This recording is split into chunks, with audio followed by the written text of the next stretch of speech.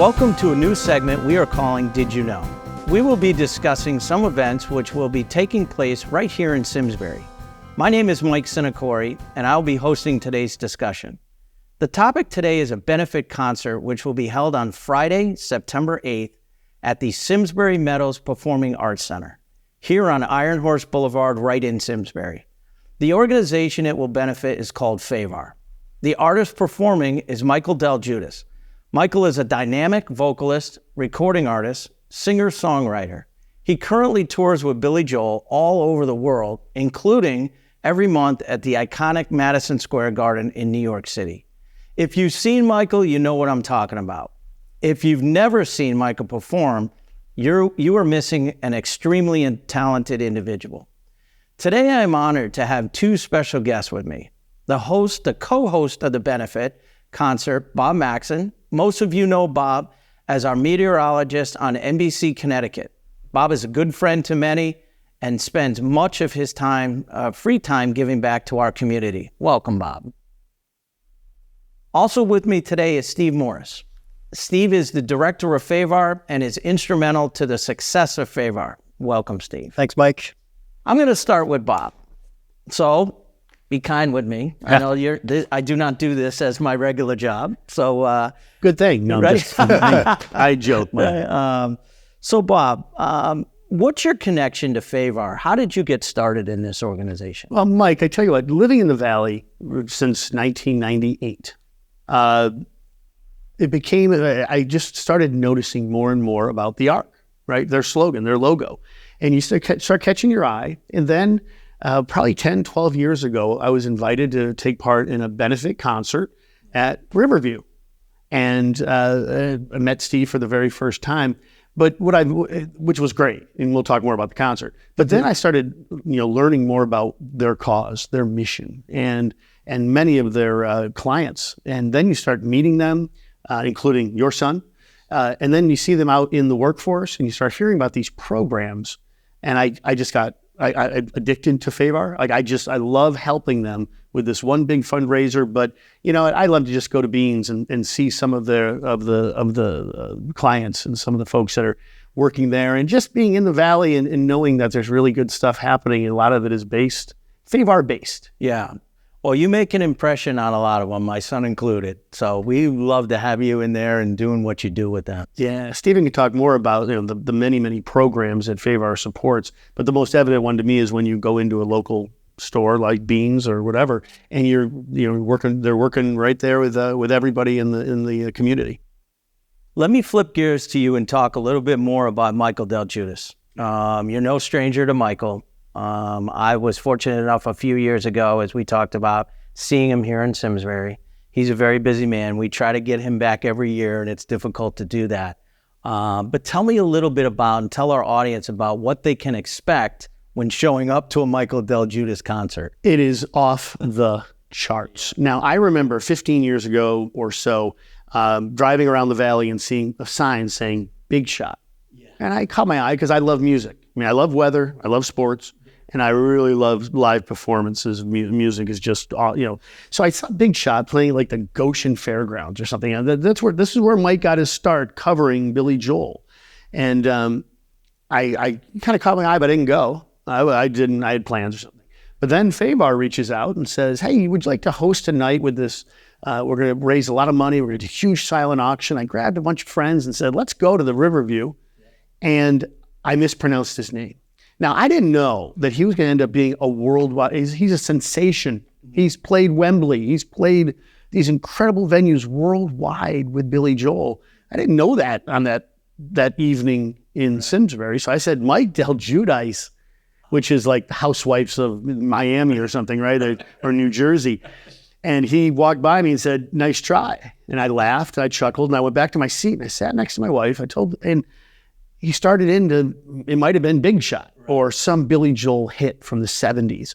And my wife nudged me and said, "This is unbelievable." And then a saxophone player comes out. It's Ricky Cannata, who was one of Billy's original sax players. And there's been obviously several others. And he is ripping into like New York State of Mind, is blowing everybody's mind, right? Now the clients are dancing, having a great time. And I'm just like, I cannot believe what I'm seeing. So when we say he's talented, now that was the first time I was ever part of a FAVARH fundraiser. He's come back two other times. And I try to tell my friends, I'm like, first of all, FAVARH is awesome. Yeah. Secondly, you've got to see this guy. Oh, he's amazing. Well, now he's all over YouTube because he plays with Billy. He's stage right when you go to Madison Square Garden. He has solos in the concert. And he's coming here. Yeah, okay, I know. So we've had Darius Rucker. It was awesome, right? We've had Earth, Wind, and Fire. That was really awesome. Harry Connick, really awesome. Yep. Okay, those are names that people recognize right off, right? Yep.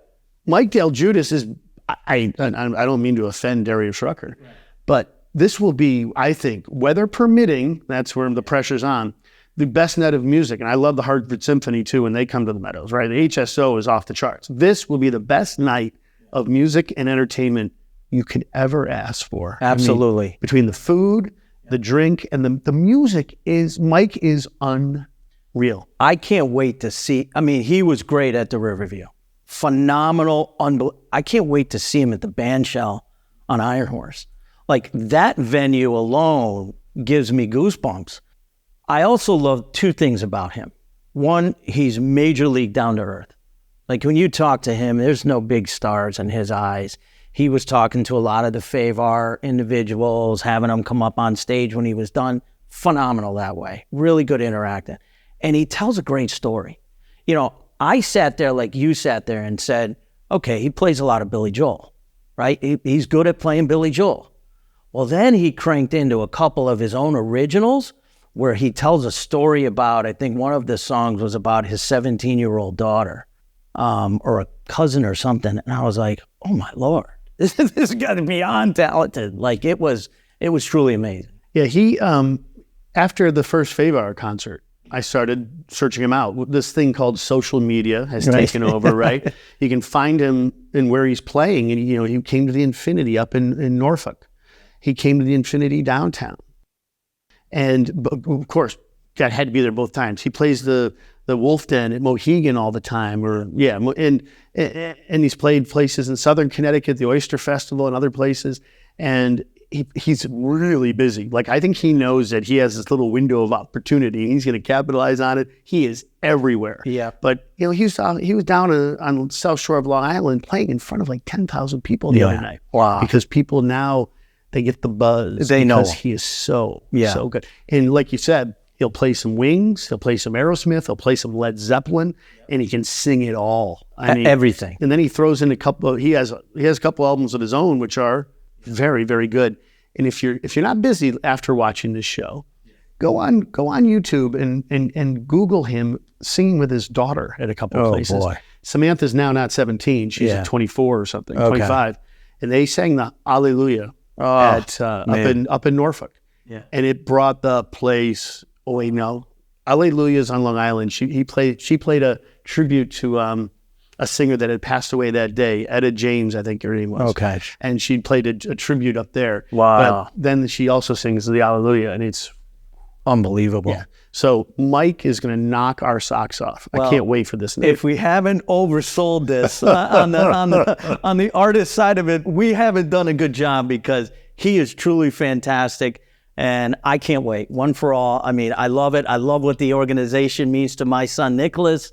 It's phenomenal. And these are the perks, the benefits of being able to, to go to these benefit charity events. And you can't wait. I mean, I can't wait. When he first started playing at FAVARH, he hadn't been discovered yet by Billy. And it wasn't at our concert, but another one he was playing. Somebody who knew Billy was at the concert, called Billy on the phone, held up the phone to the voice of Michael singing, and Billy said, "It sounds just like me." Wow. And the rest is the history you've been talking about. Brought him in for an interview when he went back on tour and said, "You're hired." I mean, doesn't he hit Billy's high notes or something? Like the story goes off the record. Urban legend. Yeah. Right. Because his voice, as we'll see in September, is so good. So strong. Bob, thank you for that. I'm going to switch gears here to Steve. We're going to talk a little bit about FAVARH, its mission. I know you do a lot of tremendous work over there. The Bear Woods complex I'm at probably 3 or 4 times seems like a day, but certainly a week. Nicholas loves living over there. So tell our audience, educate us a little bit about FAVARH, your role, what your team does, and all of that with, I know we could be here for a long time. Yeah. So FAVARH supports adults with intellectual and developmental disabilities, and we have lots of programs. I guess if we start with the youngest group that we support, that would be Board of Ed students exiting high school, age 18 to 22. We have a transition program that takes place at UConn Health, helps students enter the workforce and then find work after. We have a program on Tunxus Community College that helps those students that want to experience college campus life with their same age peers to do that. So we do lots of things with that 18 to 22-year-old school age student transitioning to adult programs. And then once they're 22, they come to us as adults. They may enter our work program. So as you were talking earlier, we have work programs throughout the community. You'll see us at places like Beans and places you don't see us working in warehouses and working in offices. We're all over because people with what we call IDD should be in the community working just like the rest of us. And that's what we try to make happen. We have day programs for people who can't work or who have retired from work and want to spend engaging time in the community. So they do things like volunteering and doing things in the community and going up to the butterfly farm in Massachusetts for an activity. Lots of things. Yeah. Engaging community activities. Community is really, really part of our mission in terms of, what we try to do. We don't want people to be in buildings. We want people to be out there and engaged. Yeah. Right? Yeah. So we're you make that transition to, if I can speak from experience, my wife and I, as Nick got older, right, we thought to ourselves, man, he's not going to ever be able to live on his own. Like, he's not going to be able to do it. And yet we didn't allow him, right, because he wanted to do it like all his friends. All his friends were moving out, all his friends. Why can't he do that, right? It was more on us to put faith in organizations like FAVARH to give us the confidence that, hey, let him do it and see how he thrives. And he's completely blown away every expectation that I ever had. At the same time, Mike, in your defense, some of the things that exist today didn't exist when Nick was growing up. So our supportive housing program, for example, first of its kind in the nation. So we designed this building to be integrated with the general public, integrating apartments for people supported by FAVARH in the mix. And it just works beautifully when it's designed from the ground up. That never existed before. And with smart technology and staff on premises 24/7, it allows all of that to happen. So people can have a job in the community. They can live in the community and pay their own rent and live a fulfilling life. Yeah, absolutely. I can spend tons of time talking about how we've really enjoyed and what he's done and how he's grown. And I think that's great. And all of this needs money, right? I mean, this benefit is a perfect example of, giving back. You want to do something for a greater good, something that's bigger than you, however you want to put it. These events are the type of things you should be a part of, especially right here in our backyard. Absolutely. And I think that's one of the things that sets FAVARH apart. We try to be on the cutting edge with trying new things like supportive housing, like the Project Search program I mentioned at UConn Health. These are new programs that didn't exist when Nick was younger, but they're really making a difference in young adults' lives and allowing them to transition just like their brothers and sisters into the community, living, working, having a social life. And FAVARH helps support all of that, only to the degree needed. You bring up a great point, and I want to emphasize that. So the money donated, you buy the ticket, you go to this benefit. That's real, cash being put back on the FAVARH organization. This isn't something that, it's squirreled away in a savings account for a rainy day. We're using it for real live programs, new programs, gas for the vans. 100% of the profits for this concert go back into programs at FAVARH. Good. Yeah. That's, I love that. People need to know that, How do we get tickets? I mean, I know when we air this, we will put the URL and website up, at some place behind us, next to us. But if someone wanted to go on today and buy tickets to this event, tell us it's getting close to sold out. I know you were saying there's a bunch of tickets already sold. So the VIP tables are almost sold out. There's really only a few left, less than 10. There's plenty of lawn seats, but we've already sold close to 2,000. We had 2,500 people at our first concert last year, and we're expecting a lot more this year. So it's, weather permitting, going to be a really great night. But Absolutely. Yeah, get your tickets now, favarh.org/concert. Okay, terrific. I love it. Anything else, Steve, that you want our audience to know as far as the benefit goes? Anything else before we wrap? Well, I just want people to know that in addition to needing to raise money, we need connections in the community. We need to talk to employers who want to embrace what we're trying to do in terms of getting people employed and allowing them to have a life in the community. So when you have connections, please let us know. Of course, we need volunteers too, but we give back, but we also need help. And the concert's just one example of how this partnership between FAVARH and the community can work. Volunteers are key. I mean, they're to any organization like FAVARH, even to, our beautiful Simsbury Community Media Studio here, without the support of the volunteers, all this doesn't happen, right? So please, if you're looking to volunteer for an organization, please look up FAVARH. Yeah, I tell you what, if you ever have an opportunity, and you mentioned, people who can employ others, you're in the community, have a lunch with Steve. Go break bread with Steve, because you spend 10 minutes with him, and you're like, what can I do for FAVARH right now? Watching him over the years at the benefit concert when it was indoors, last year outdoors, he's a rock star, and his clients know that. One of my favorite parts of every night is when he would do a check presentation.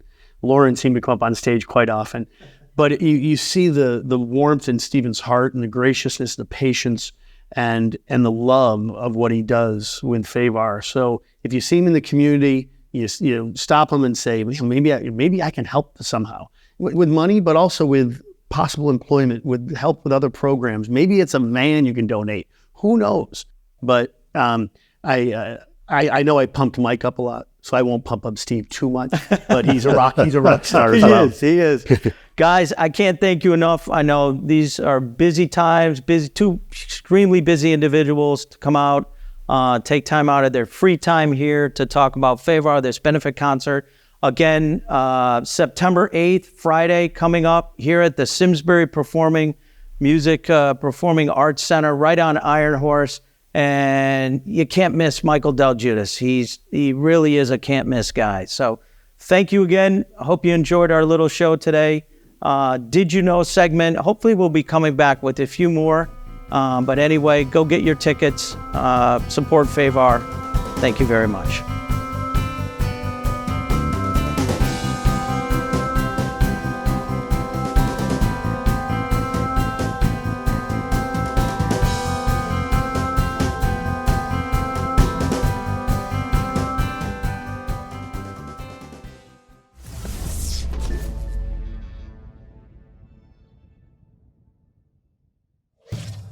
Funding for Simsbury Community Television is provided in part by contributions from viewers like you.